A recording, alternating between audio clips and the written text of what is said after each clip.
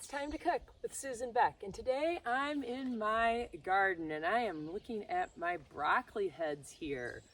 I've got 3 beautiful heads of broccoli here that are ready to be harvested. So it's really easy to harvest broccoli. I just simply take a knife and go across the bottom of this big head, and I move on to the next one. Now, when I'm done cutting these, I am not going to pull these plants out because they will continue to produce.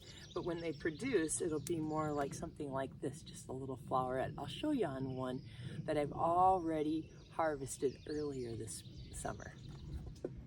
This broccoli plant already produced one big head, but now it's producing all of these smaller little florets. Now that I've picked my beautiful heads of broccoli here, the next step is to make sure there aren't any little green worms in there. I know that's not the most pleasant thing to talk about, but sometimes little worms do kind of like to live up in my broccoli, and they might be living up in yours too. So I get rid of those with salt water. If I just cut all my little florets off, I like to do that because then I feel like my salt and my water get into each little one of those a little bit more. And then I'm just putting that into a bowl of water.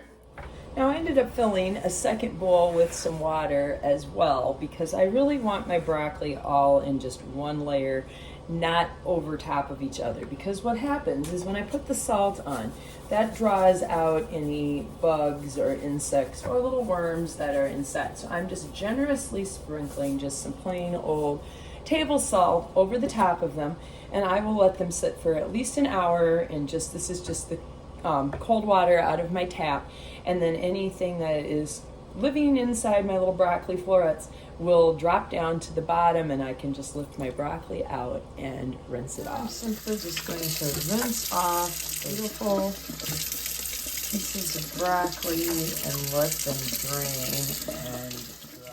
Well, our broccoli has sat and drained and is dry now, and my last step is to put it away in my refrigerator until I'm going to use it. Now, I love these Debbie Meyer Green Bags. They really do work for making vegetables last a lot longer. There's something about the bag that allows the gases that are put out by the vegetables to release, and things really do not spoil nearly as quickly. Now, another option with this, if you don't want to use it fresh, would be to put it into some boiling water for 3 minutes, blanch it for 3 minutes, submerge it in ice water, and then freeze. But I'm just going to use mine fresh, so I'm just going to put a twist tie around this Debbie Meyer Green Bag and store.